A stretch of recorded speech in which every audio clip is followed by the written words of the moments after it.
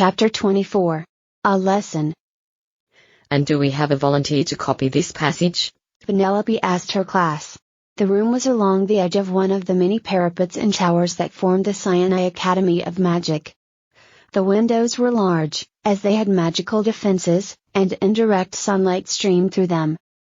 There wasn't much of a view to distract the students other than the rooftops and walls of the edifice, and the distant smudge of the ironwood forest beyond.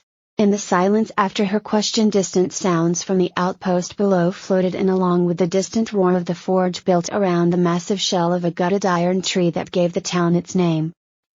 In the drawn-out silence one boy stood, gestured simply, and glowing figures, an exact copy of the chicken scratch on the chalkboard, floated in the air before him.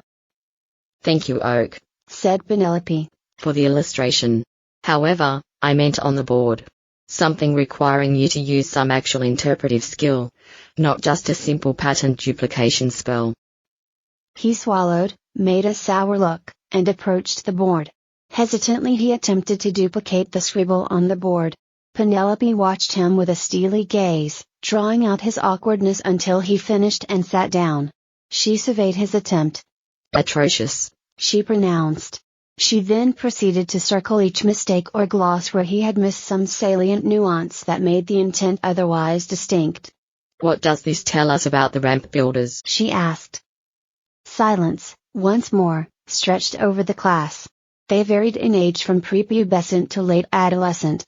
Most were human, with a smattering of other races and a number of troglodytes in the back row. All but one wore a precisely tailored uniform and terminally bored faces.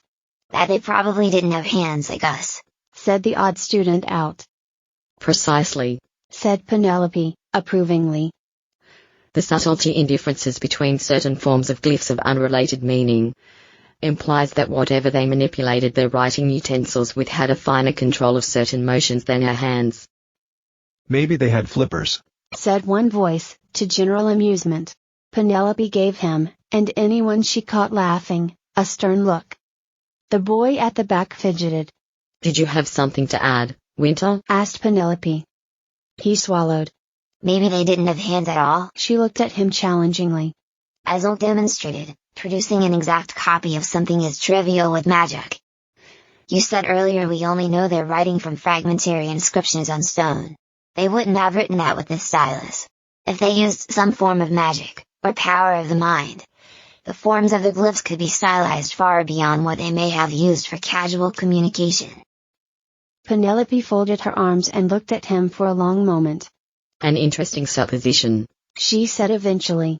"I can find no immediate flaw in it. I shall have to discuss it with my grandmother." After she turned back to the board, another classmate gave him a dirty look. "Now, what can we deduce of their grammar?" The lesson continued. When the class was over, all but one of the students filed out. Penelope looked up from collecting her books. "Thank you for joining us today, Winter. You are a good example to the class. I wish you were here more of the year." He shrugged.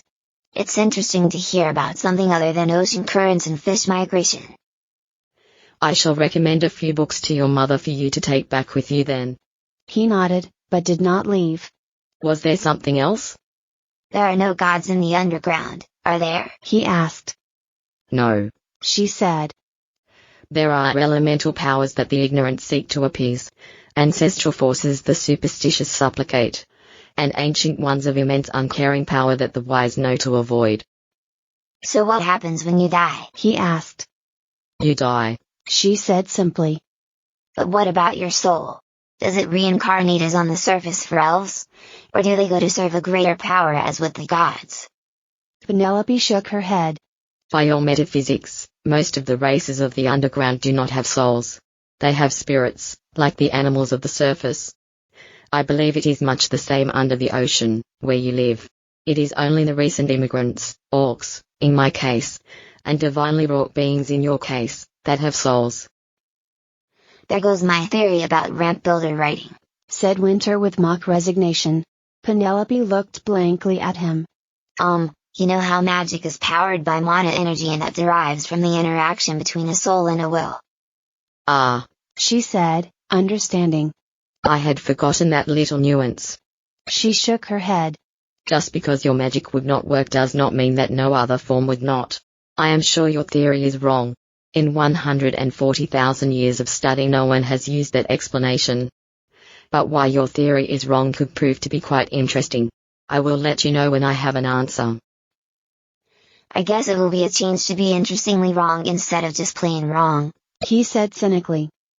Penelope looked at him levelly. I wasn't fostered, but I did spend many years here as a student amongst those who thought themselves my cultural and ethnic betters. I teach here now.